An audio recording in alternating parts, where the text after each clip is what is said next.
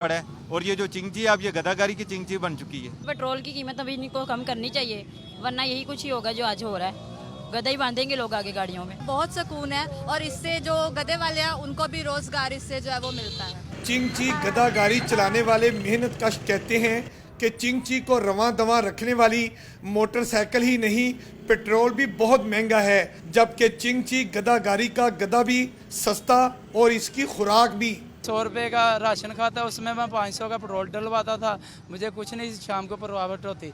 इसमें मैं 1000-1200 शाम को ले जाता हूँ, मैं बहुत खुश हूँ। चिंगची गधा गाड़ी वाले इसलिए भी खुश हैं कि उनकी ट्रैफिक चालान से भी जान छूट गई। कहते हैं कि ट्रैफिक पुलिस के पास गधे का चालान करने का कोई कानून ही मौजूद नहीं।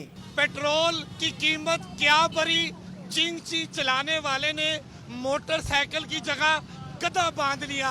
कहता है कि गधे की घास पेट्रोल से सस्ती पड़ती है। कैमरामैन मोहम्मद सादिक के साथ अमीन हफीज, जियो न्यूज़, लाहौर।